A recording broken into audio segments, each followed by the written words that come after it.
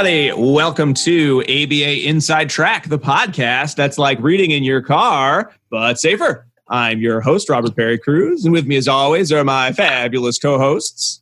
Hello, Rob. It's Diana. And it's me, Jackie, from afar again.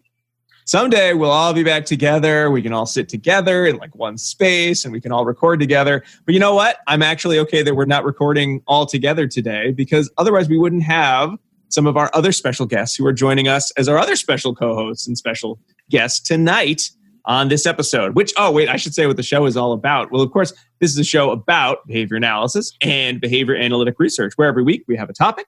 We review some research related to that topic. And like I already spoiled, we've got some very special guests joining us who have an area of expertise that they are going to be able to share with us. And so without any further ado, let's introduce our guests. We have Adrienne Bradley and Kat Jackson from the BABA organization, the Black Applied Behavior Analysts organization, joining us to talk about diversity and inclusion. Hey, Adrienne. Hey, Kat. How are you doing today? Hey, guys. Hi. Doing great. Beautiful. Yes, great. Thank you for having us. Oh, it is our pleasure. So we're going to be talking tonight about diversity and inclusion, which I think is a topic that many of us are very, ready as behavior analysts to talk about, and is one that I know we've done a number of episodes on cultural competence. And I think one of the areas that honestly, until we were preparing for this episode and having talked with you, Adrienne, was completely just didn't even cross my mind. When we're talking about diversity and cultural competency, I was not thinking about our ability as behavior analysts to work with, as clients and as professionals, of Black individuals. I wasn't even thinking of that. And so it is very, very exciting, I know, for all of us to get a chance to have you on the show tonight to talk about your organization and to talk about this research and to help us all learn more about how we can improve our abilities, both as behavior analysts and I think as members of a society in which we would all be like to, working together and taking other perspectives a lot better than certainly the news would paint the picture of these days. So thank you both for coming tonight.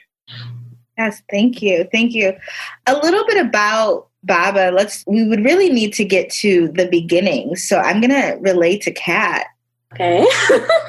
Yeah, so BABA started as a Facebook group in 2017, and I created it with just a vision of having a safe space for individuals of African descent to have to support and uplift each other and just discuss issues that were relevant to only individuals who are Black and going through life with the things that, we just experience every day, but also having that experience in the ABA field and not having or being able to see individuals who look like you, who can relate to the things that you're going through.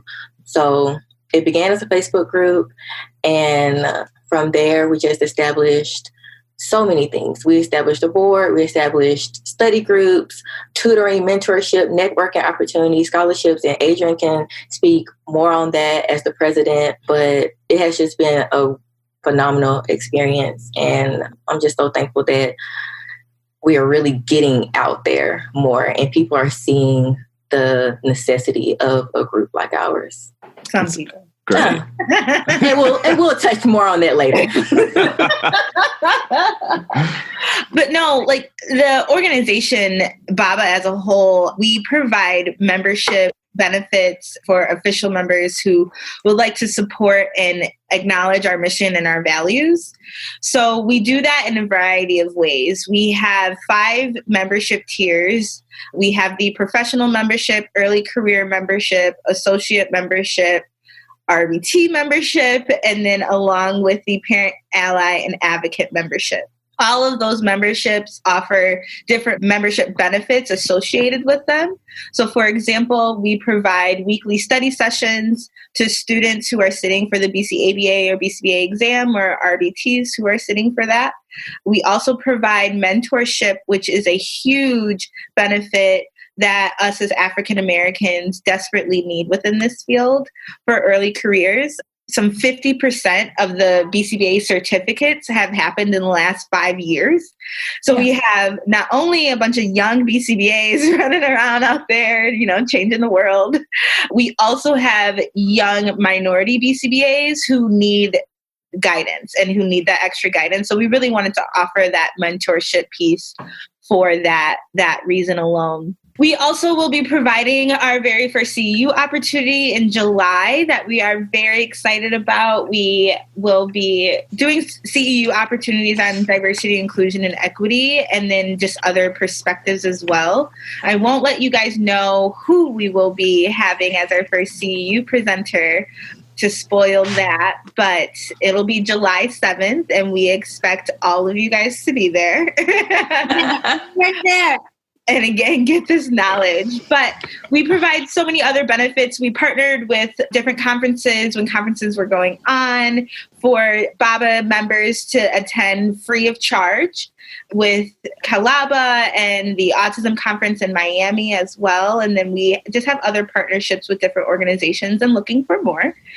But what really started the nonprofit BABA organization is that we really wanted to create a bigger voice and a bigger platform because we saw what we as the board members were experiencing and what we were seeing on our Facebook pages and other Facebook pages as well into the experience that Black BCBAs, BCABAs, and RBTs are having in the field. I know we like to think that those things aren't happening, or, when we live in California, and California is probably one of the most diverse places in relation to ABA, but when you move out of California and you go to the Midwest or the East Coast or the Utahs and the Kansases and the Kentuckys, there is no or very little diversity, but there are minorities there. So how can we support them on a bigger platform, which is why BABA was created. I think some people recently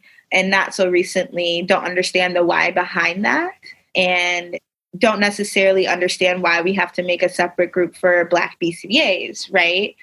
But we have our own experiences in which that we need our own space to acknowledge, to heal from, and to build off of, to be a better coworker, to be a better friend, to be a better person to others from people who look like us and understand the barriers and the things that we are going through. Excellent. Well, I think we've said it a bunch of times already, but I think it's very exciting to have this opportunity to speak with you, to get a perspective we can't bring to our show from day to day to day, and to be able to talk about that. Before we get into the conversation and learn a little bit more about both of you as BCBAs, why don't we share with the audience some of the articles that we use to gather some background information, though again, a lot of this is going to be, a lot of our conversation is going to be coming from your experiences and also from your work with BABA. But the articles that we have, so if folks want to get some reading materials, we'll have some more resources too. I know, Adrienne, you sent over a number of other resources folks can be looking at. We have Exploring Organizational Barriers to Diversity, a case study of the New York State Education Department by Rangarajan and Black. And that was in the Review of Public Personnel Administration, 2007. I love when we get these articles that are from the review of some group that are nothing to do with behavior analysis. Those are my favorite ones. It's a very relevant article. It's a totally relevant article. I just love the titles. It's what does that have to do with? We also have Cultural Humility, the cornerstone of positive contact with culturally different individuals and groups by Hook and Watkins Jr. And that's from the American Psychologist, 2015. And then a journal that we're all very familiar with from Behavior Analysis in Practice, Guidance or Compliance, What Makes an Ethical Behavior Analyst by Rosenberg and Schwartz from 2018. I also, because Diana recommended a book that she had heard about. 2019. I'd recommended that we take a look at a book called White Fragility by Robin DiAngelo from 2018, which I, just had a chance to finish reading before we finished recording. And, I don't know if it will necessarily come up very much in our conversations, but I think in terms of getting ready to have a conversation about diversity as a white male who is not used to having a lot of conversations about diversity as, one of the majority members, in terms of power dynamics, was a great way to sort of think about, okay, let's remember cultural humility. Let's remember that there's no way I can have a long-term conversation about diversity without falling into, I think, a lot of pitfalls that we may talk about, and that I need to enter any conversation. Just, I don't want to speak for you, Jackie and Diana, either, but just in terms of having an open conversation, that I'm sure there'll be something that comes up that is either phrased wrong, or I haven't thought through, or I haven't thought of all, talk about functions of behavior, sort of like where certain perspectives have come from, and that's something I'm going to learn about. And that is something that I will not get offended about, because no matter how frustrating or how bad I could feel about, I said something wrong and it's embarrassing, rather than get defensive, I need to think of it as a learning opportunity, because at the end of the day, anything I'm going to feel in terms of how embarrassed I am is not going to compare to a lot of the challenges individuals of color have had to face for a very long time. That I'll be okay, and that we can work on this. And it is good to have folks like Adrienne, like you and Kat here to help with that. But as long as I come at it from a perspective of, I'm going to say something wrong, and that's okay, as long as I'm coming at it from the perspective of learning and improving my own abilities to speak fluently on a subject that I have not had to gain fluency in. And boy, I really should gain some fluency in. So that's all I want to say, I think, for the rest of the episode. So you guys can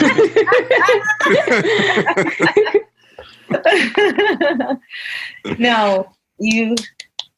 Oh, no, thank you very much. I appreciate that.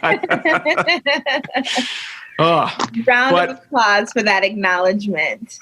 I appreciate it. Thank you. Now I really don't want to talk anymore, because it can only go downhill for me. That is a good place to start. Yes. Right, Rob? So if anyone hasn't read this book, and there are many others out there in the same vein that I think can be really useful resources, but the work for white BCBAs is going to need to begin at home, right? So you need to start with yourself, thinking about your place in all of this, your own inherent biases, and how you're entering into these types of relationships that we have in our professional organizations with our clients. And just like we talked about in the Fong article in the past, right, looking at your own cultural competence as it relates to self and self-awareness first and foremost, so that you can come prepared to these conversations from a place of humility. Yeah. And one thing I love when I was reading the articles and having like pre-discussions is that it's also not Adrienne and Kat's responsibility to teach us, right? It is our own responsibility to get where we need to be. And it's nice to have discussions, but like you said, it needs to start with us. Mm. That's one of the toughest things that we deal with when it comes to, like, even leading an organization like the one that we have. It's always the, okay, but why? And it gets draining always having to explain why. And then it gets to the point where we're like, okay, we're drained at explaining. Here are some research articles. And then the individual gets upset because we don't want to explain. So then it's like, well, how are we going to learn if you don't explain? So then we get into this whole cycle. So I really appreciate you acknowledging that it's the individual's responsibility for gaining that knowledge, not the person who is going through this every day. Right. It's not, yeah.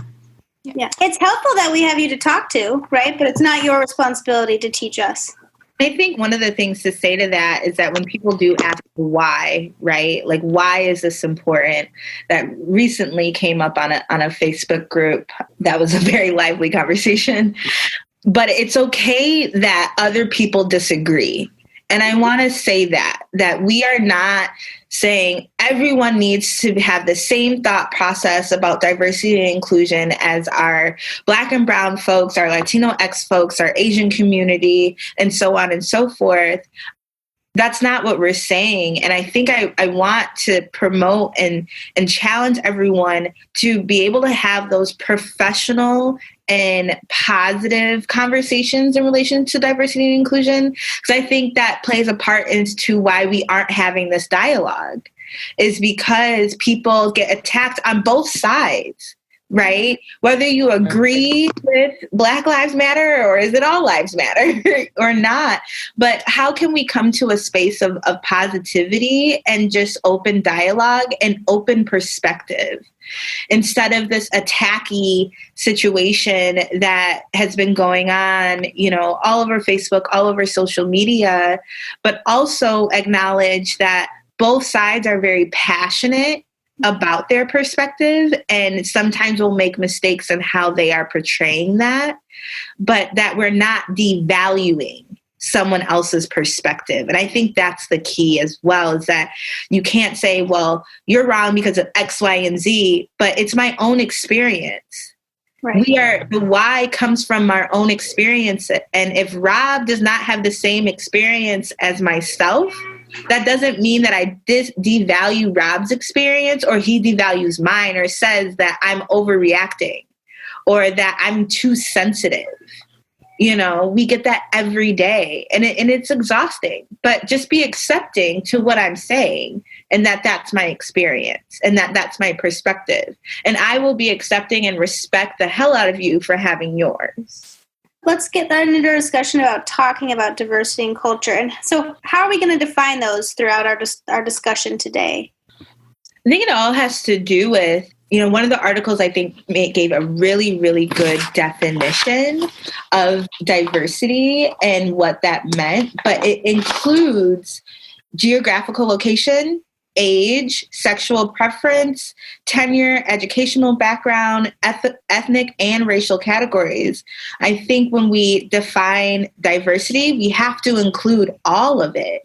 And I think the hot topic is just the race and ethnicity. But there's so many different aspects to diversity that we also have to take into account and acknowledge. I know, kind of even looking at some of the other material, it was strange to think of, so many of the terms that I sort of grew up hearing about, So when we think of diversity, thinking about it as almost like a process that it was sort of like you could just be passive. It's like, be a good person, and that will allow diversity to flow. Same with racism. Don't be a bad person, and that will allow racism to vanish. And so much of that being a construct of, it is really nice when you can solve a problem by pretending it doesn't exist, or just by thinking if you just have like a positive smile and attitude, that's going to resolve everything. And I guess that's great when you're like a young child and you sort of are learning about the world. But when you are working with people, when you are working with clients, when you're working with other professionals, you really do need to be stopping and thinking about how taking simplistic views of what any of these terms mean is really putting you in a position where, like you were saying, Adrienne, it's really making it easier for yourself to undervalue the experience of other people. Because you're like, no, I'm a good person. I devoted my career to helping others. Therefore, there's no way I could be racist, that there's no way my actions aren't promoting diversity every day. And again, as a white male, it's really easy for me to just sort of like hide and say, I'm going to take that perspective and that's all I'm going to do.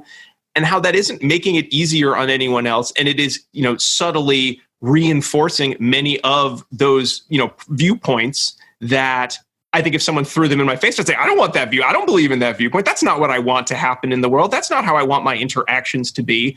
But I can allow myself, if I want to, I can very easily allow myself to dodge those topics. Which is part of the privilege that you're coming into the situation. Yeah, that's easy. Yeah, exactly. As well. Yes, absolutely. Absolutely. I think when we talk a lot about, diversity, I think a couple of the other terms, and they came up a lot in the Rajarajan and the Black article in terms of looking at improving diversity. We hear terms, talking about like equal opportunity, we're talking about affirmative action, we're talking about these, various programs. And I know, kind of like linking it back to some of the topics talked about in the White Fragility book, these tend to be very like heated. The idea of like, well, why, if we're all just nice people, doesn't that make our diversity occur? And like these terms feel like, for us, white people are being attacked or something like that. I mean, is that something that as professionals that you've either had to see or that you see in terms of the definitions that have like impacted your ability to function effectively or to change sort of otherwise a positive work environment as a BCBA into a negative one? Is that an experience that you've had or that you would feel comfortable talking about? Yeah, I mean, I think it recently happened, like let's just put the elephant in the room out there, right? Like the current climate that we are in right now, you can't hide from the conversation, right? But particularly when someone asks on the Facebook page, I acknowledge that I don't know anything about this topic and I'm looking for assistance. I think she was looking for safety awareness skills that she should teach a Black client, right? Unfortunately, the way that I have to learn safety and awareness in relations to public figures is different than the way Diana has to learn safety awareness, right? And when you bring up diversity, it immediately goes into, you're trying to say we're racist and, this is a political statement. That's not what we're saying or acknowledging. It actually has nothing to do with politics and everything to do with like social injustices. And I think that the majority sometimes shy away from that because it makes them uncomfortable. But how uncomfortable do you think I feel being in these very white spaces, being the token Black BCBA that works, for this company or, am in this meeting or anything and talking about diversity, because I automatically, have a wall because what can I say and what can't I say and how can I say it? Where you guys will understand that it's not a political statement and that it's not trying to make someone feel uncomfortable.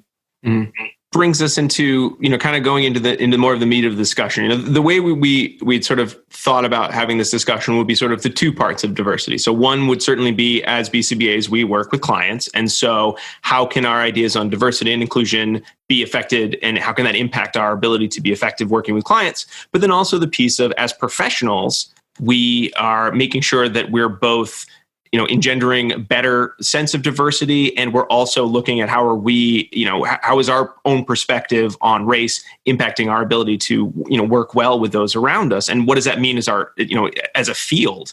I think we originally had clients first, but since we've kind of already started talking about professionals, why don't we continue that discussion? I think that'd be a good place to go. So, Adrienne, you spoke a little bit about some of the challenges that you would feel in an environment as, I think you referred to it as sort of like the token Black BCBA in an environment. I mean, Kat, is that something that's been similar in your work experience as a BCBA?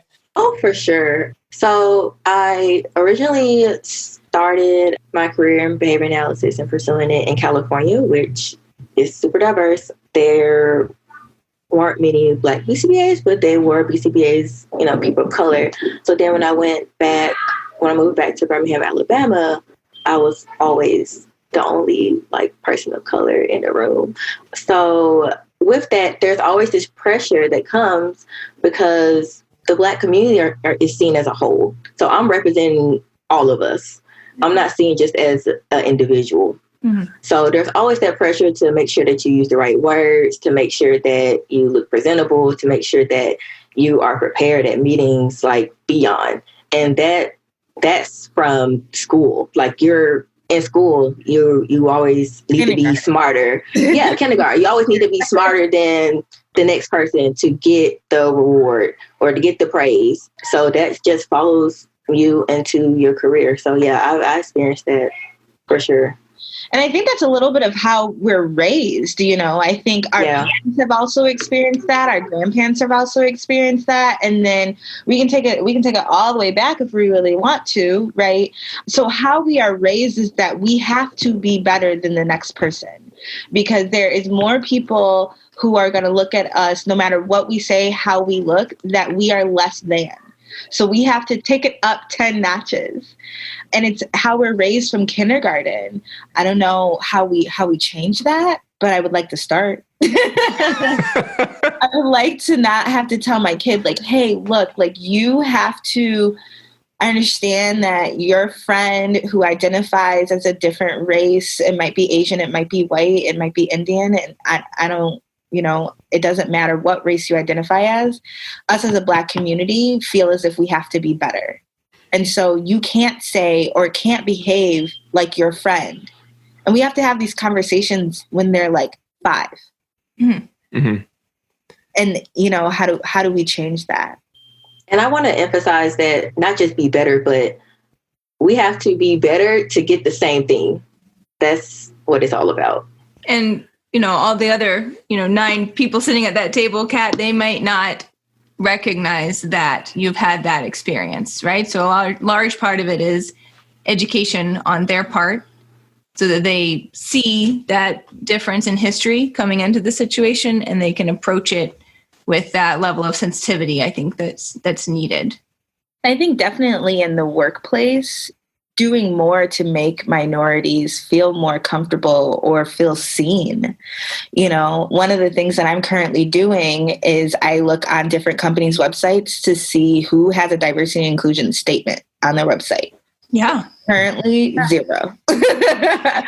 ABAI has a diversity and inclusion statement on their website. So we all look to ABAI for guidance, right?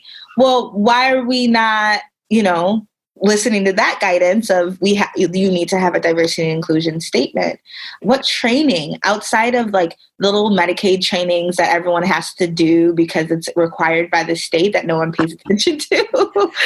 What trainings are you doing? Because diversity, again, is not just, we have 2 Black BCBAs and 1 Indian BCBA. We have a really diverse staff. If you're looking at diversity and inclusion and equity in relations to numbers, you're not getting it.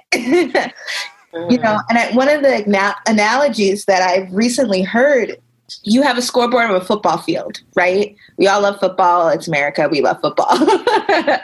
And you look at the scoreboard and you're like, the Lions beat the Bears by, it was 21-7, right? People are like, they won. But then your coach still yells at you even when you won because you played like crap. Mm-hmm. And they more so care about the game and your skill set and what that means in the long run than the numbers on the scoreboard, right? So if you're taking a quota or numbers like perspective to diversity and inclusion and equity, you're missing it. It's about the game and how you guys are playing in the game, not necessarily the number of diverse staff you have. I love the metaphor because certainly I've always been one, and it's embarrassing to be almost as old as I'm getting up there now to be thinking of diversity. It's like, it's like a number. Like, let's look at the census and that'll tell us what a diverse workforce would look like. And, hearing you speak, it's like, oh no, that's like a picture. That's not quite, that's missing the mark. It's like it's like topographically maybe what we think of as diversity, but wouldn't be, I think, a meaningfully diverse workforce. So if you were to sort of describe, let's say, a company or an organization that employed BCBAs that was actually practicing diversity, what would that mean in terms of the organization? What would that look like? What would that mean in terms of their practicing? Yeah, that's a really good question, Rob. It is a good question. Oh, thank you. Yeah. Let's go in fantasy land. Like, let me create a reality. Wow. Not expecting that. If I had to say, it would be a company where its philosophy was embedded in diversity, inclusion, and equity. So everything that they did, they always would think about, how is this in connection with our philosophy that we want to promote a diverse, workplace. So you would have policies that wouldn't require questioning if somebody wants to take off a religious holiday that isn't necessarily a Christian religious holiday. We get a lot of that here in Michigan. We have a huge Muslim population here in Dearborn. So a lot of them just finish Eid and that celebration in the month of May. And it's always hard for technicians to take that time off when you have multiple employees that identify as Muslim that celebrate Eid that need the same day off. Mm-hmm. But you can't really pinpoint a day with Eid because they follow the lunar calendar and we don't follow that in Western America. So taking stuff like that into account, when someone first walks into training, the very first thing is there a diversity and inclusion training that they have to take during orientation, right? We always go over the handbook and, the PTO policy, attendance policy. Do you have a policy on diversity and inclusion and equity and how you want your professionals to exude that out when working with clients and families and collaborating with other professionals? Kat, what would you like to see if you had to create a company? I agree with everything that you said. Yeah, diversity, it definitely involves the number, but also what is the environment like and what are the differences that the company is making in the environment to encourage just cultural diversity?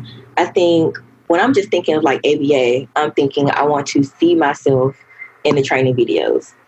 I want to see toys that little Black girl dolls. I want to see this thing. I want to see them acknowledging Juneteenth, which, many people don't know about, but it's a pretty big holiday for the Black community. and just incorporating more things that are in my culture into just the everyday workspace. One note I really love that you put in here too, when we were talking in our notes section about equal opportunity and inequity, is that you said, even if we have the number, you need to have additional supports in place for success, for maintenance and retention. Yes. I love that. I think that's like important, right? Because it goes beyond that number. Yeah, you got the number. Yay, you, right? But how are you going to keep promoting that? And I think these are really good strategies to do so, right? So having ongoing training, ongoing discussions about what's going on, make sure that there's materials that are reflective of everyone, right? I love that. Yeah. And I really see this as needing to be a strategy from both sides, right? So like the types of things you're talking about are ensuring that in a structure of an organization that these pieces are in place in order to protect all the people who work there and value them. But I also think it's got to start from the other direction too. And I probably think about that because that's what Jackie and I do, right? Is like we're focused on the brand new BCBA. Like how are we preparing them for the workplace? And I know I'm not alone in lamenting the lack of focus in our task list on diversity and cultural competence, and trying to think about ways in which we can plan better for that in training new BCBAs so that they're coming into the workplace already have thought about these issues with relation to how we're going to work with prospective clients, but also how we're going to interact together as a group. And they've had the opportunity to self-reflect on the current state of our field and how we can make it better. And if we're leaving that all up to organizations to do that work, I do worry that it's not all going to get done.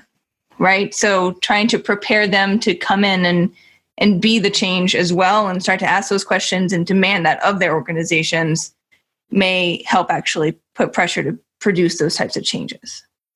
Yeah, I think it starts in academia because that's where they're going to get the information about ABA, yeah. Right? So although it's not embedded in our task list, right, how are we as college professors that are teaching these incoming BCBAs embedding that into our class examples, our exam questions? When we talk about the ethics code or when we're talking about sleep or feeding, are you making sure you're asking, is there any consideration that I need to take in relations to sleep and your culture? Because if you ask, a Black person about sleep, that's going to be a different answer than maybe someone who is from Sri Lanka, who has parent and child attachment is a little bit more, longevity wise there. So then you're talking about their 3-year-old autistic son having autism and sleep issues. They're still going to sleep with their parents at 3. Whereas in the Western world, we're talking about, they got a crib to start. It's so that may the parent room may not be. Yeah. Or when there was a great talk at BAM, which is Autism Alliance of Michigan conference, and 3 individuals from actually Ohio and the University of Michigan Dearborn put out a talk about how to embed diversity and inclusion in our everyday interventions. And they talked about toileting.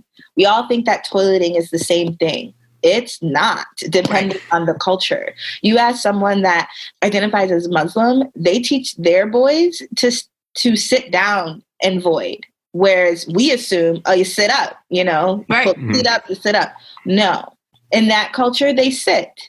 Or you look at what toilets even look like in the US versus India versus London and all the different toilets, the gold toilets. Right. How are we do a whole case analysis? Right. A whole case analysis on toilets. Or the singing toilets, the ones that let you know, and you're all done. Get out of the bathroom.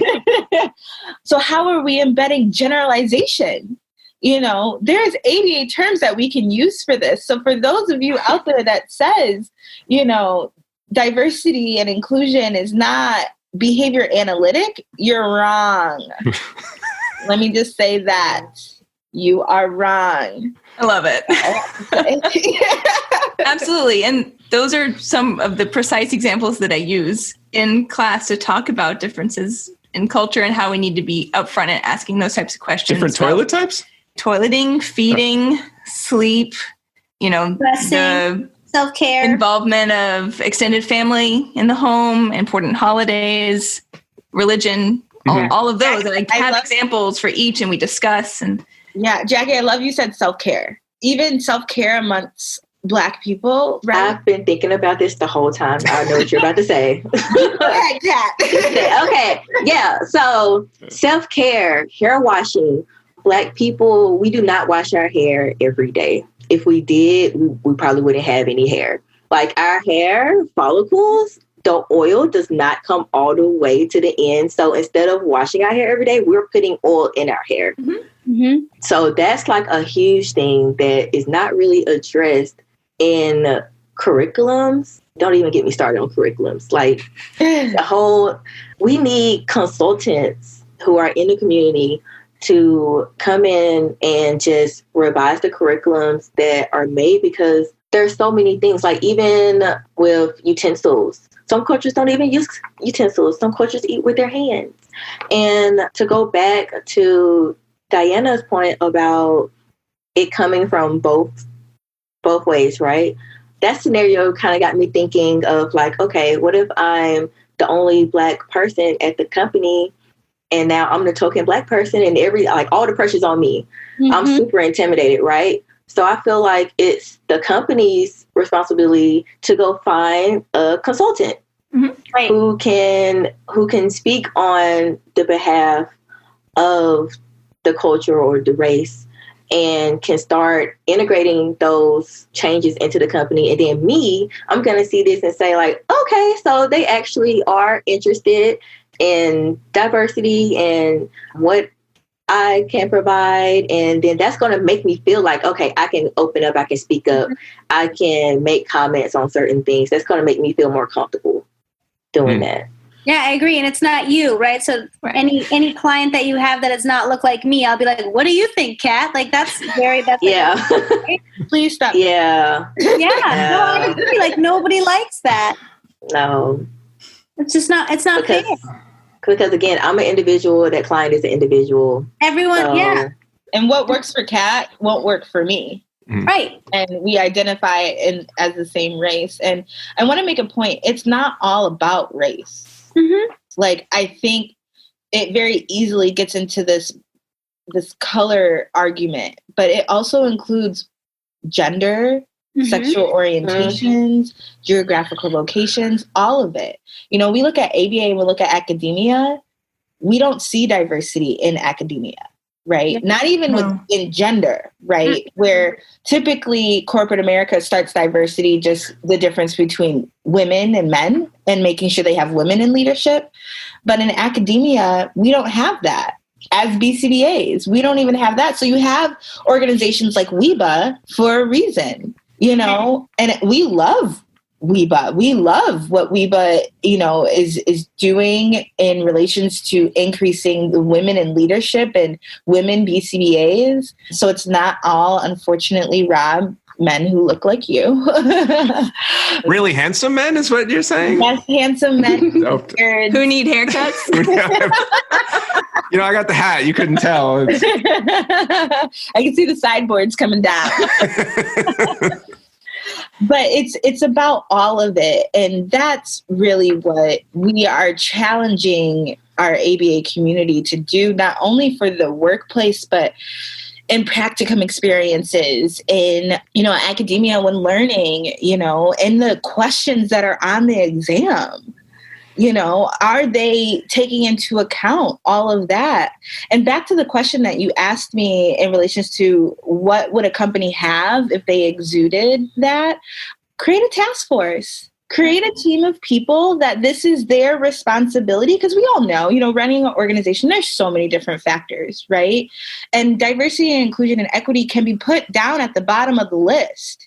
Right. And they'll be like, oh, we'll get to it. Billing is more important. Oh, we'll get to it. Training is more important. There's always these things that can go at the top of the list. So have a team of people that is just solely dedicated to that. Right. We do that in ABA all the time. Right. We don't like making our own materials. So what did we do? We created lead BCBAs, lead practicum students. Right. That for us. You know, when I don't feel like writing 5 different programs, when I wrote a treatment plan, I'm like, oh, got practicum students for a reason. Great. Right. Right. So same thing can be applied. It's the same thing in academia too. They love task force, right? And so in every university, there should be this task force, right? So that you're not just talking specifically about behavior analysis, but you can talk about all of the people going through academia, right? And think about organization too. If you want to make sure an organization is honoring, you know, diversity and inclusion, they should have a task force as well, right? There should be someone in charge of this, just like there's someone in charge of ethics, just like there's someone in charge of billing, just like there's someone in charge of, you know, programming. This should be one of those things, like another pillar, right, that we're ensuring is occurring. Ensuring it's occurring. Word fumble. You're cracking yourself up, Jack. Yep, sorry. Long day. So I think we've talked about some of the barriers for professionals of color in terms of looking at the ideas of representation. I think Kat, you certainly spoke, I think, to the idea of representation. Adrienne, you even spoke a little bit about possible representation and even like something like the BCBA exam. I know kind of, using the work that Rajaram and Black had done, some of the other barriers that they had identified specifically in New York, looking at state education department, attempts for diversity, was this idea that within an organization, they kind of found 3 categories of individuals. There were folks that were very much about, let's increase diversity. They didn't really get into whether or not they were going about it in any meaningful way, but they were very much on board with that idea. There certainly were individuals in that organization who were against the idea of diversity, which I think makes sense in terms of most of those individuals are probably folks who, whether they consciously or not, understand the privilege that they've had all this time. The idea of making changes is probably very scary. If you've been in an organization a long time and someone says, we're going to make changes, the first thing you think is, the changes will hurt me. I better, fight them as much as possible. As much as we can all say, that's not a way to be. It makes sense, at least. Like there's a function of that behavior that we can kind of understand. Don't like changes and we're like, you're too rigid. You got to break that. ABA. But the group that I was really surprised that they identified were individuals who sort of were like, yep, like diversity, and then kind of didn't really seem to want to do anything to make a change. So while they weren't actively opposed to the idea of diversity, they also really weren't doing anything to support diversity. And I'm wondering, thinking about behavior analysts, I'd like to think that most of us are very much analytic in our own professional behavior. We're looking at where there are problems. We're trying to identify where there are deficits, where we're not doing as good a job as we could. We have an ethical responsibility to not be discriminatory against anyone for any reason. So we're trying to improve our cultural competence. We're trying to improve our cultural humility. But I'm wondering whether there aren't just a number of folks who are kind of that, like, I don't want to use the silent majority kind of term, but that idea of, diversity, and then that's kind of it. And whether that's a sense of ignorance or a sense of it's too much work to learn, whether it's a fear that by trying to improve their cultural humility, they're going to, hurt their relationships with other individuals. And I was sort of, wondering in terms of thinking about that category, whether that's something that, you've either, seen directly in your own professional work or in terms of looking at ways to improve diversity in groups, whether that kind of group is a group you've noticed or had to, try to work with and had their own sets of challenges. I think we're seeing it right now. Mm-hmm. We see the silence and we see who's said something and who hasn't. We've had a very prominent person reach out to Baba in support of us, and they like to stay quiet and anonymous, and they're not doing this for attention. But then we have individuals who are very prominent in the ABA field who scream diversity and inclusion, who are silent right now. And we see that. So what I say to the silence is noted, great, do better. Just do better. Because the silence is not stepping us towards actionable solutions, right? We can talk about this all day till we're blue in the face, but what we want are solutions to those issues. Mm. In terms of speaking out about diversity and talking about diversity, I guess one of the things that I sort of just want to ask is there a good way to go about doing that you have found? And again, I know that's speaking from your own perspective, because again, I'm a white guy. So unless I say something like really horrible, I can probably scream really loud about almost anything and kind of just like get away with it. And everyone might, oh, that's him. Or, oh, he's like that. Oh, you don't really know. Like I can probably expect some amount of support for anything, as long as it's not like way out there or like actively, hateful or hurtful. But then I know, in terms of learning about this topic and trying to better myself in terms of what I know, I also don't want to become just like, hey, everybody listen to me. Because again, from place of privilege, I've got the answer. You should talk. You should hear me. Because I worry that that's going to also then diminish the experiences of other individuals of color who might not have been able to share those ideas because they've, they potentially felt in a workplace that, hey, I was hired as the token, individual from this race. And if I don't want to be seen as like, oh, I'm the only, if I'm the one who talks about diversity only, that's not necessarily going to come off as I'm trying to better the organization so much. It's like, oh, why are you, that's all you seem to want to talk about. Like it's not necessarily going to carry that same information. But is that why I need to do it? Or is that, I guess that's my question. I don't want to diminish other people's ability to share their experiences because I'm able to share my experience however I feel like, so I guess that's a question in terms of what is your own thought on that? Rob, I challenge you to flip that. Okay. Because you have the platform, right? You have given Kat and I, you guys recognize that ABA Inside Track has a platform and you reach thousands of people. Right? Whether you guys recognize that or not. Tens of people. You guys have a platform in which you have thousands of people, if you didn't already know, that listen to you, that respect what you're saying, that look to you for guidance. They're not looking at me and Kat. They don't know me and Kat exist until this episode airs. And then they might not even acknowledge what we're saying still. But recognize that you have a platform and use your platform to create those solutions. I challenge non-people of color to use their platform, to use their voices, to use their family members, their friends, to have this conversation. Because the minority can't make the change. It's the majority that can make the change. That's my own personal stance, but Kat might have something different. Yeah, no, I was thinking exactly what Adrienne said when you were speaking, Rob. Like, yes, you have the privilege and you have the platform to make a change, but I totally understand, you want to make sure that you're honoring the people who, you're speaking for. You don't want to just speak on their behalf. So yeah, exactly what Adrienne said. Bring the individuals to the platform so they can have a voice too and they have the opportunity. Mm-hmm. And like Jackie said earlier, it's not the minority's responsibility to educate. So if we're all in agreement of that, that should be another motivation you guys have, because you're saying it's not the minority's responsibility, but bring those minorities to have a seat at the table.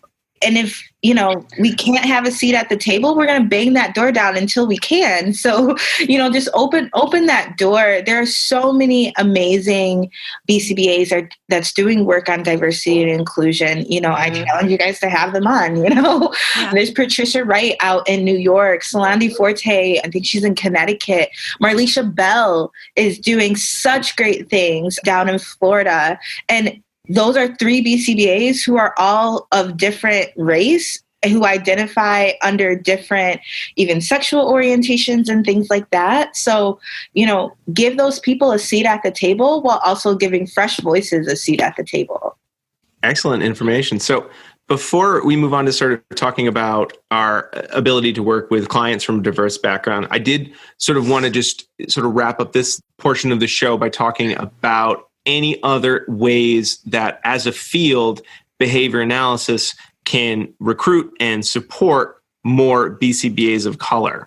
Because I think, certainly from our perspective, we have seen some amount of growth in that, but, even thinking about statistically or number wise, I don't actually know whether that's all anecdotal or we as a field kind of have seen a move in the needle in terms of more diverse background in our BCBAs. Do you have any of that information? And then what other steps can we be taking as a field?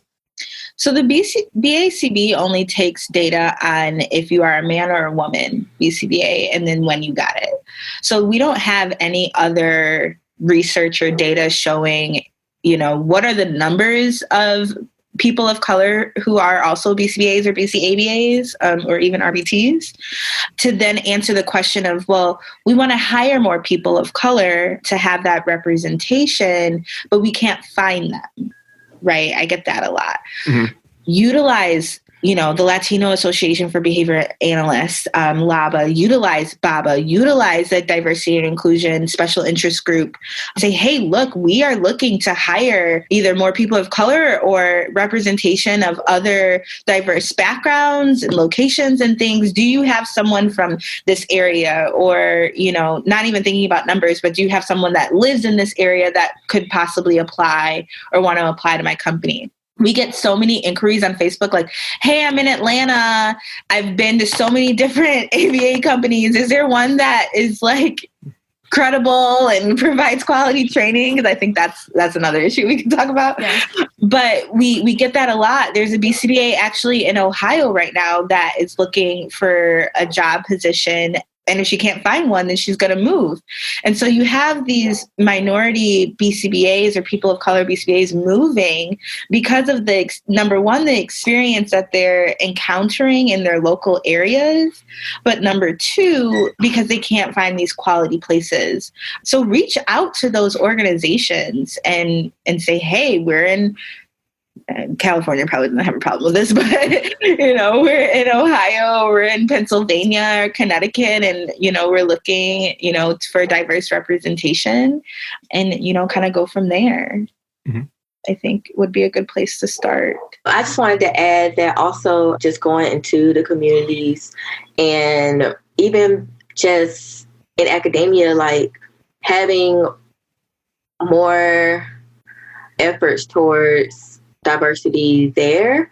And for instance, we have a communication going on about HBCUs and not many HBCUs having behavior analysis programs or PhD programs. So I think it also starts there, because if I'm in college and I don't see it, then I don't know.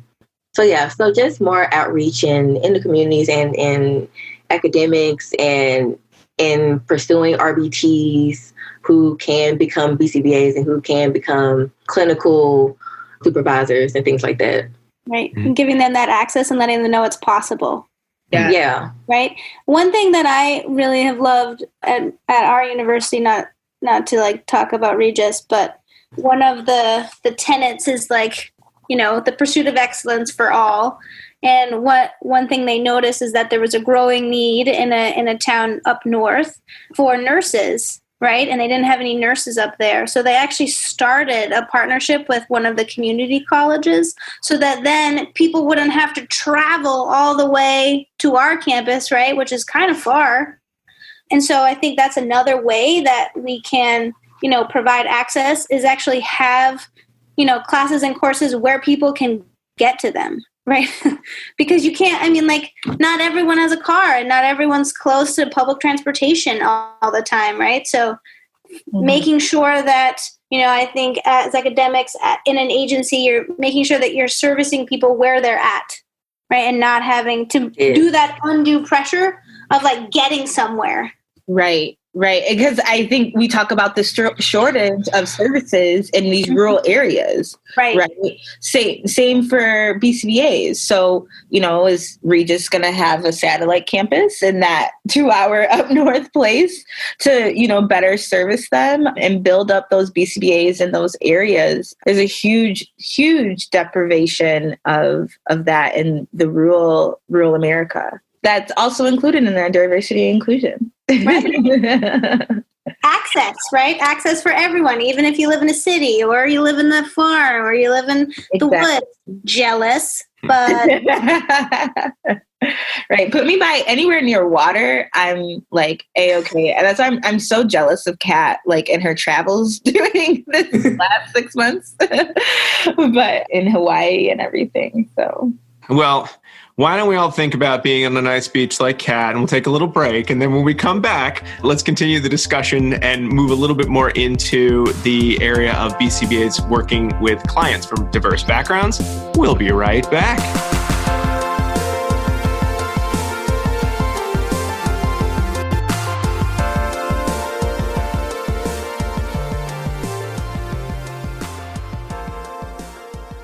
Do you want to be a BCBA? Sure, we all do. Now you can come to Regis College in Weston, Mass. to get your graduate degree. Choose from any one of these courses. Masters of Science in Applied Behavior Analyst. Masters of Science in Special Education. Dual degree in Special Ed and ABA. Or be eligible for your postmaster's certificate. You can complete your degree and be ready to sit for the exam in 2 years. And our 2017 grads had a 100% pass rate on the BACB exam. Come enjoy practicum placement support, ethics mini handbooks, PhD-level professors, small class sizes, and a service trip to Iceland. If interested, don't delay. Supplies are limited. Learn more at regiscollege.edu.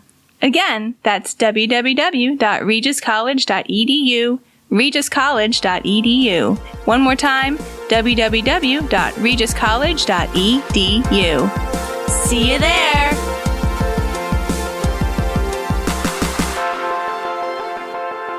And we are back talking to Adrienne Bradley and Kat Jackson from BABA about diversity and inclusion in the field of behavior analysis.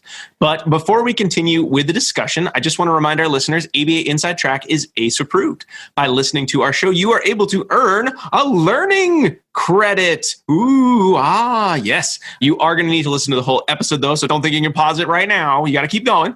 And you also are going to need 2 secret code words that we've hidden in the episode. And these come courtesy of our very special guests, which is always our favorite kind of secret code word. And the first one is diversity. DIVERSITY. Diversity, something we are all learning more about. We all should be looking for more in our workplace.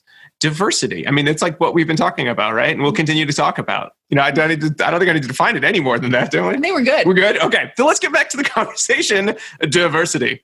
In the first half of the show, we talked a lot about being behavior analyst of color and sort of improving diversity in the workplace. And while I think we covered a number of topics that also related to how we would work with clients from a diverse background, I'd love to take a little bit of our time we have remaining to continue that conversation.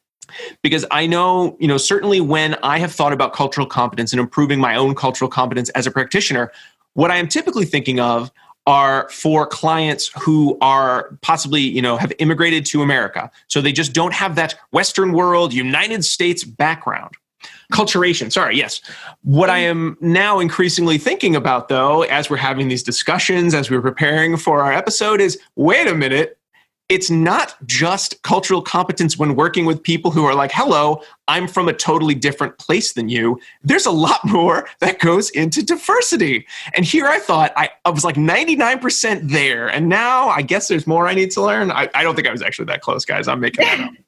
So let's talk a little bit more about forms of diversity with our clients and things we should be wary of as good practitioners when we're working with individuals who might just be from a different, I think certainly racial culture, racial background, area. What are some other areas, if we want to speak either as professionals from our own experiences or just more general guideposts that we want to be sharing with newer practitioners in the field, or hey, older practitioners in the field who also probably are learning about this too?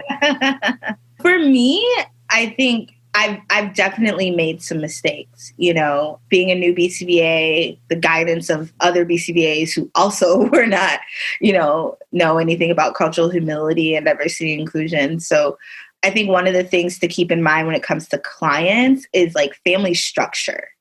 Okay.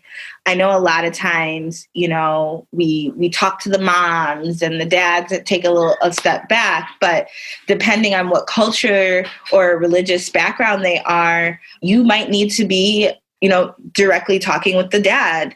Or a lot of times the grandparents are very heavily involved. So making sure we're asking those questions of the family structure and family dynamic when in relations to clients from jump. You know, we need to start having these conversations at intake. For me, just asking questions and knowing how to ask the questions is what I think is most important. And yeah, just being aware of also how Adrienne touched on the differences that can come with just the family dynamic.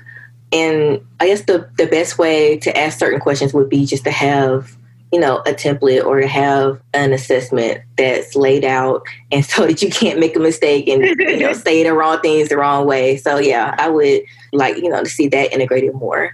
I agree. And one thing that I've learned throughout my process of assessmenting is that every family is going to be unique. So like one family, they may be from the same culture, but one family structure may deal with something completely different than another family structure. You know, like maybe mom does, you know, academics and dad does like home care and grandma does behavior, right? And knowing that, you know, like knowing how the family is lined out, I think is vital for you to be successful, right?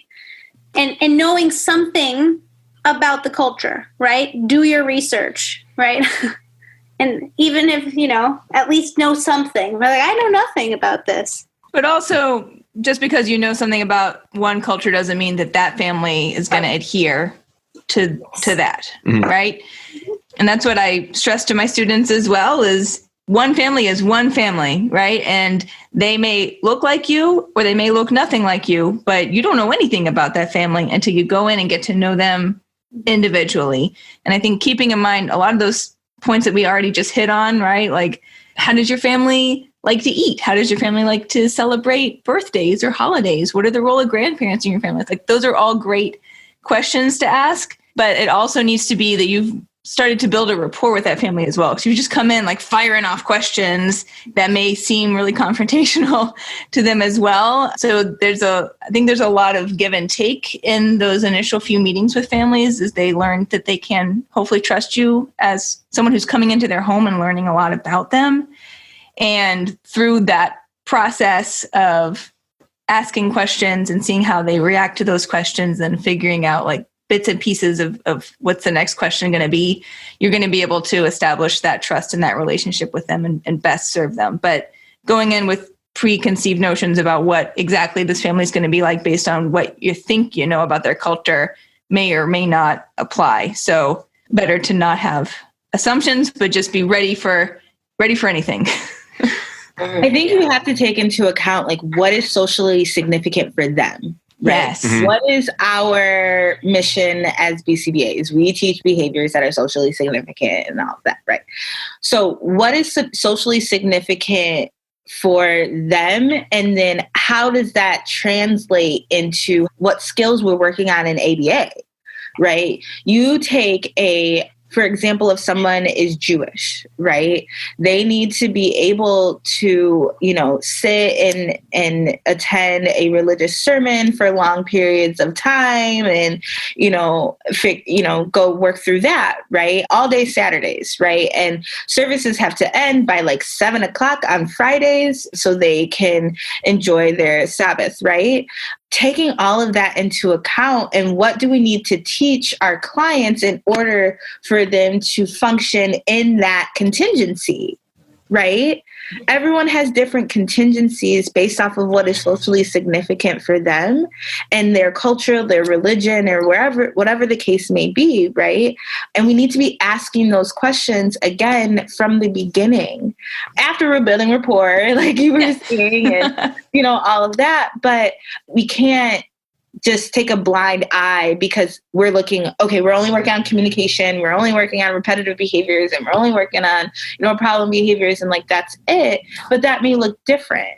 Take dual language clients and receptive language. Make sure you're doing assessments, if you have an Arabic speaking client that lives in a majority Arabic speaking community, do the assessment in Arabic and then do the assessment in English, and how much you want to bet they have more skill set in Arabic than they do English, right? And don't be opposed to that, because I've experienced that where because someone didn't identify as the majority language and religion, that they didn't see the benefit in doing the assessment in another language. And here I am having to teach my supervisor, brand new BCBA, and call up my supervisor. I've had to do that a lot. I've had to call up my supervisor on so many ethical things in relation to diversity and inclusion that I'm like, but you're supposed to be guiding me. But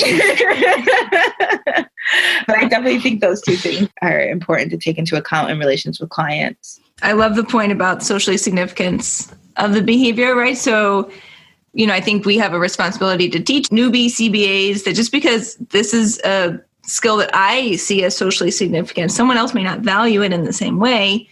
So like in my culture, we value self-feeding and we teach that to little babies like as soon as we can, right? But other cultures may not value that as the most important skill for independence. And if we come in and say, no, we have to work on self-feeding, this is important, they may disagree, and that's going to really put them off. And then the other piece of that too is thinking about the function of the behavior versus the topography of the behavior as well, right? So maybe we are all in agreement now that we do want to work on self-feeding, that it's age appropriate, but the form that self-feeding could take could be many different forms. So it could be with, a fork and spoon, or it could be with chopsticks, or it could just be with hands, depending on the cultural background. So allowing a lot of room for that as well is, I think, another important component of the education that we should be doing with BCBAs. Mm-hmm. Adrienne and Kat, I had a couple questions in the notes, and we've said a number of times, it's a real privilege that we're able to have you on the show and to hear your perspective. But that also is not the same as, let me ask you a question about folks in the African-American community. I'm sure you have all the answers. Like, what's the list? And I don't want some of the questions I had in there to come off that way. I don't know how to make them not come off that way, though. So I'm going to ask them, and then I will take any feedback you have on how I'm asking them and what you are or not able to share, feels appropriate to share. But when I think about working with individuals as clients who either are African-American or certainly of color, have you either in your experience or have you seen this and you haven't said anything in the moment, maybe because it hasn't been part of your professional relationship with the other BCBA, but are there kind of like red flags? These are ways that I've seen a lot of individuals who have that privilege spoken to clients in a way that has an underlying, tinge of discriminatory behavior that, they're not trying to do it, but it's there just because of their own history as an individual of privilege. How risque are we getting? It's a family pod because children love hearing all about professional BCBA stuff, but I honestly don't have personal experience like that, so I'm going to let Adrienne take that one. Yeah, I do. I think so. Sometimes you have clients that have problem behaviors, right? And have really intense and severe problem behaviors. And you then have to do a lot of parent training, right? And problem behaviors can get so bad in the home that you need to do like this intensive model parent training.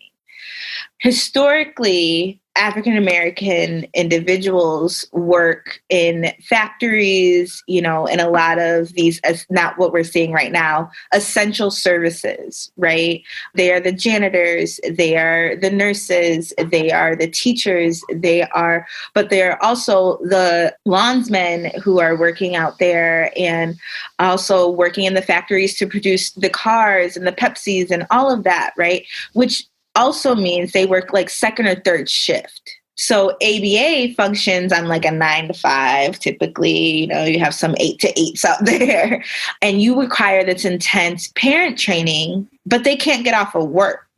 And work for them is the way they're putting food on the table, right? The way that they are even able to have the insurance to send their kid to ABA, and you're asking them to miss work because they need to come into the center and be present 24/7 while you guys are implementing this timeout procedure or something.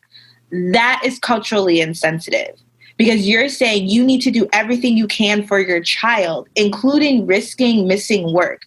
Because let's just put it out there. Not everybody has access to FMLA. Mm-hmm. That's a privilege. Okay. And recognizing that. And recognizing that that is a historic situation within the African American community. Another example I have, which is wild, is I was doing a parent meeting. It was one of my first initial parent meetings. So my supervisor was watching me, and this family identified in the Latino community. And the father was really heavily involved in Latino community in relations to like legal papers and getting people to be citizens and that whole process, right? And he had just gotten a new job, and here I am. I'm like, let me build rapport before I start talking about your child's problem behaviors. And then I'm like, oh, how does dad like the new job? And she's like, oh, great. And my supervisor chimed in and was like, oh, what new job did he take? And he's like, oh, he works with illegal immigrants to get them papers. And she looked baffled. And she was like, what do you mean? She's like, immigrants that come from other countries, whatever. And, that come from Mexico, and they're in this community. And she's like, oh, that's what we're calling them now? Ugh. So that parent from then on out never wanted to have another parent meeting with my supervisor present. So I had to get training remotely. But my supervisor didn't even recognize probably for like a year and a half later that was wrong. Mm-hmm. To say, and then blamed me and said, well, you should have told me sooner that was wrong so I could apologize. Oh boy. Wow. Supervisor. But that's the experiences that people are having out in the field. That's just my two examples of my own experience. Mm-hmm. But again, Kat said she hasn't had that experience. Right. So it really all just kind of depends on the individual, but there are individuals out there that are having these experiences.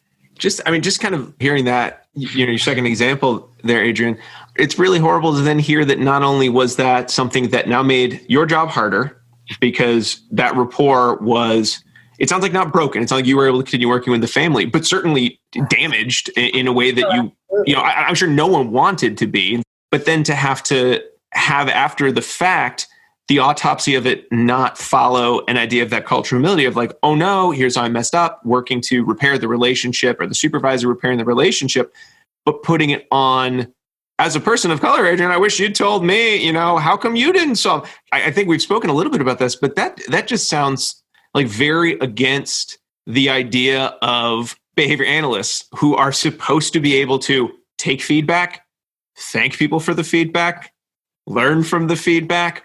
And I kind of am increasingly wondering, is that the sort of feedback that works for a clinical practice? So whoops, I messed up my alone condition in the FA. I'll take feedback appropriately all day.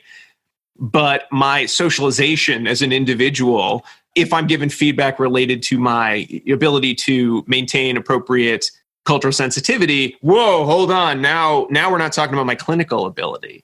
But I think we would all agree that being able to take feedback about how we work with clients is just as important, and I think possibly more important than our ability to, run a discrete trial or to, write a behavior plan. I mean, isn't that why we have the 1,500 hours? Because we're getting feedback and critiqued on the type of behavior analyst that we are out in the field and how we are implementing these interventions and strategies and parent trainings and all of that, right? That's why we soon to be have the 2,000 hours.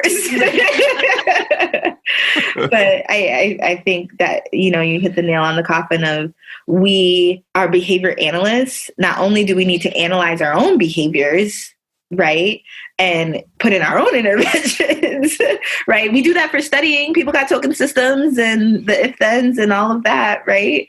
Why don't we do that with parent rapport and the clients that we're working with and recognizing when we made a mistake?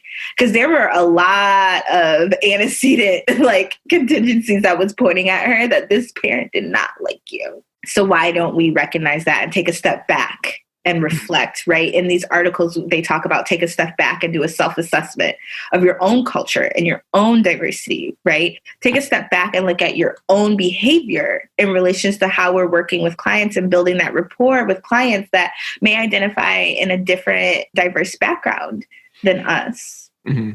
I would ask both of you, just in terms of your own experience as professionals, when receiving feedback or giving feedback, if you were to be giving someone else feedback on cultural sensitivity, on how an individual, whether hopefully inadvertently, was discriminatory, how would you want them to accept that feedback any differently than any other feedback for like, hey, remember to deliver your reinforcer here versus there? Would there be a different way that an individual, in your own professional opinion, would need to work to repair that relationship, should such an error occur? I mean, I know looking at the White Fragility book, it did seem like the standard response to that feedback was either cry or get really loud and angry, and then it'll go away. Not really. If you want to stop the aversive of getting feedback that makes you feel bad, I guess that's probably the quickest response. If you actually want to build your cultural competence, not so much the next step. So I would want the feedback to be received just as if I was doing a competency assessment for my RBT. Mm-hmm.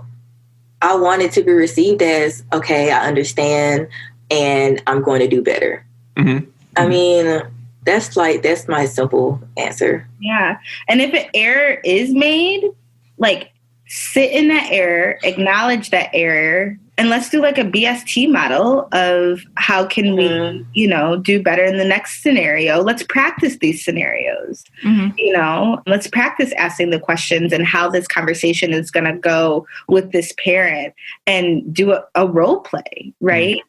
So I think in correcting the errors, let's use the behavior analytic strategies that we have in place. We have the answers as behavior analysts.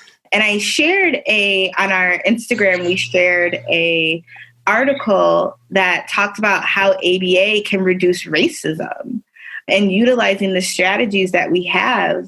Because we always fall into, when somebody does a racist act, the culture cancels them. We have a social media canceled culture. I think Netflix has a really cool documentary on social media and how it's a whole court system. Mm-hmm. So if anyone's interested in that. But we immediately go to punishment procedures, right? We remove them from Facebook groups. We remove them from organizations. We tell them you were wrong and, all this stuff. And I'm not saying that some people don't deserve that. There are some people that deserve that punishment procedure. But how can we take a more proactive approach, right? Instead of being reactive to these issues to allow a behavior for an error to occur, let's use errorless teaching method, right? Or when the error does occur, how we're utilizing differential reinforcement, right? Same concept. We're going to utilize differential reinforcement when a client makes an error and matches wrong, right? Matches wrong again, we still utilize differential reinforcement. Some people don't even come in contact with the consequence, right? So when you make that error, sit in that error and then never make that same error again. That's what comes to mind. I don't know if anybody else resonates with that. I mean, I do. I certainly love the idea of preparing folks better for it in terms of how can we put in more errorless learning in these practices? Because I know one of the reasons that I would say that overall, like in my whole life, I probably would be resistant to having really in-depth conversations about race and, my role in society that is either, is promoting or not promoting, however my behavior is changing, not changing race relations and ability to work with individuals from different backgrounds, is that sense of, yeah, but if I get it wrong, is there going to be a punishment? And that really being sort of my out of like, well, I'll just avoid as long as humanly possible. And one of the sort of, I think, liberating things about being a behavior analyst and having the ethical code is like, nope, can't do that. Got to get better at this. Like, that's part of my job, is getting better and looking at it from that perspective of these are human behaviors. Why might I engage in the, but that's part of my analysis of everything. Why might I do this? Why should it be different for my cultural competence? And, certainly then that let me start the conversation, and then having individuals who are willing to provide feedback, and then my willingness to then listen to that feedback as opposed to just go back into old patterns of, I don't want to talk about this anymore. No, it's fine. I think in 25 essential skills for a behavior analyst, they talk about how you should take feedback and things you should not do and things you should do. So it's a skill. Yeah. I'm hoping we're at a moment currently where the EO is stronger for people to actually take action and do better and to reflect on their own behavior and be ready to, like you're saying, sit with that uncomfortableness, right, of maybe having said the wrong thing, but be more ready to recognize that, confront that, and do better the next time around versus engaging in the types of avoidant behavior that many people often do with regard to discussions of race. Well, this seems like a good time to move into our dissemination station section of the show. Just like every time, I think we've had a few other guests on. We've had some other topics related to diversity. As much as it'd be like, we did it, everybody. It was like an hour and a half. We solved it. We solved all the problems. I unfortunately don't think we quite made it through everything. But hey, it was good to get started on the conversation. While we're here, we've hit on a couple of the topics, but in terms of looking at resources, in terms of that, homework's probably not the best term because I think we all have a terrible, the connotation of homework. It's like, good, I don't want to do any homework. Good resources for improving our abilities. I know, Kat and Adrienne, you shared a few with us, but would you mind kind of sharing them out to the listeners in terms of some additional readings, additional visual supports that folks can be looking at to continue this learning endeavor? Yeah, absolutely.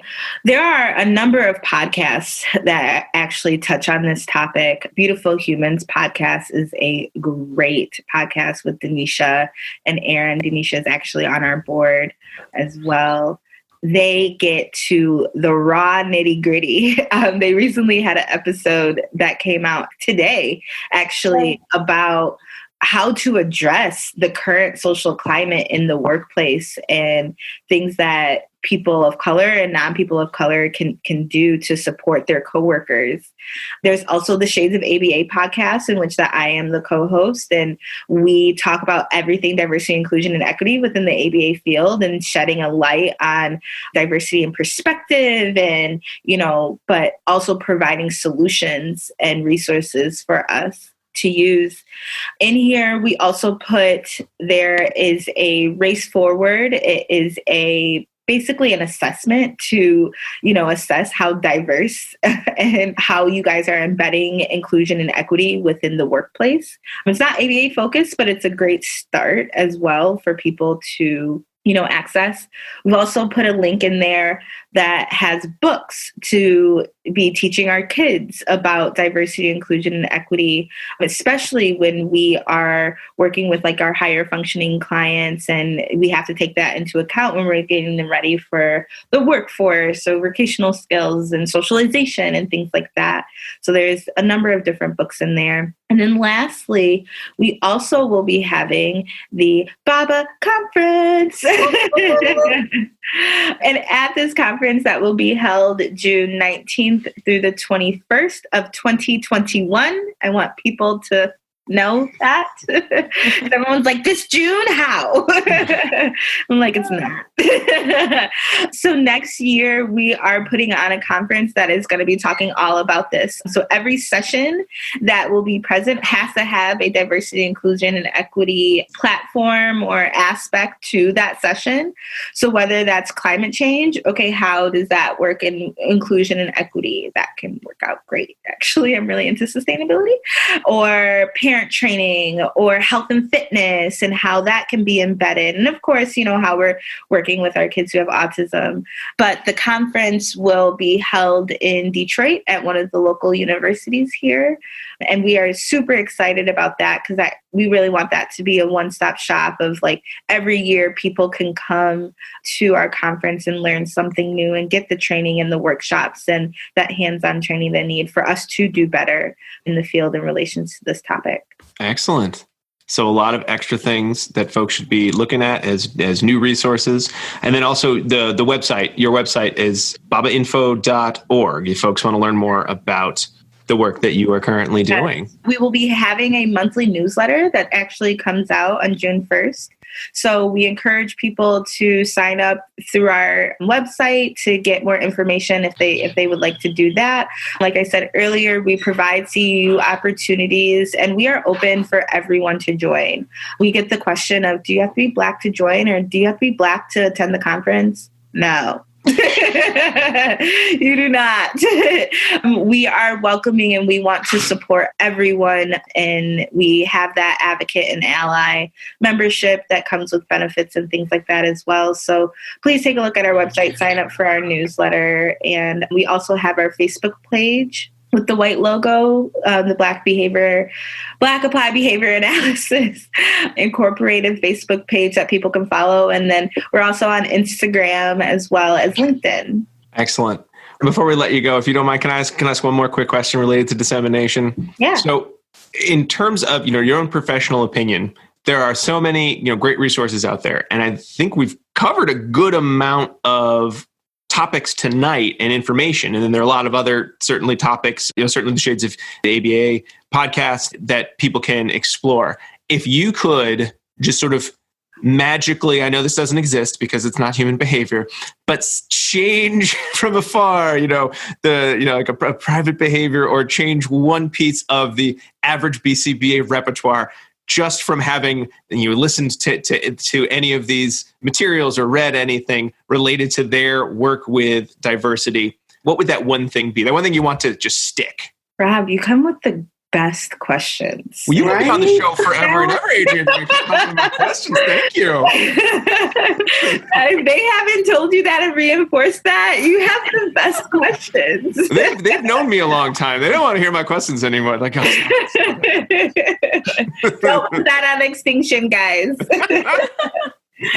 If someone had to take something away with the resources and also listening to this podcast, is that culture always matters, period, done. It is very much a behavior analytic issue. It is ABA issue, and it's something that matters no matter where you are from or who you are or how culturally competent you think you are. You will never be able to be 100% culturally competent. And I will also say to recognize, Amen. I think it's so important that you need to recognize that you don't know, and be open and receptive to learning and to knowing. We want to say, again, a very, very big thank you to Adrienne Bradley and Kat Jackson from BABA for coming on the show tonight to talk about diversity and inclusion with us. It was a real treat to get to have this conversation and to get to, just continue our own growth. I think Adrienne and Kat were saying you're never going to be 100%. And it is always good. I think every time we do one of these episodes, well, you're right, we're never going to get to 100%. I do feel like at least a couple percentage points better than I was when I started. That's the kind of stuff you can't look a gift horse in the mouth with that stuff. So thank you so much to both of them. For those listeners out there, you probably want to know our second secret code word. I'll tell it to you right now. It's matters. MATTERS. Matters. And now that you've got those, it probably means it's time for the end of our show. We hope you enjoyed listening to ABA Inside Track. If you did, why not subscribe to us on Apple Podcasts, Spotify, Stitcher, or wherever you get your podcasts? We'd really love it if you leave us a review. You can do that through your podcast platform, or you can also leave reviews any of the other places we can be found. Certainly that's on social media. We're on Facebook, Twitter, Instagram, and Pinterest as ABA Inside Track. You can leave us feedback on our YouTube page, where all of these episodes come out with the YouTube subtitling feature. You can go to our website, abainsidetrack.com, both to give feedback and also to get links to all of the articles we talked about today, as well as some additional resources that Adrienne and Kat have shared with us on the topic of diversity and inclusion. And of course, you can always feel free to send us an email at abainsidetrack@gmail.com. Big thanks again to our guests, Adrienne Bradley and Kat Jackson. Big thanks to Jackie and Diana for being here with me and with all of you. You're welcome. You're welcome. We'll be back next week with another full-length episode. But until then, keep responding. Bye. Bye.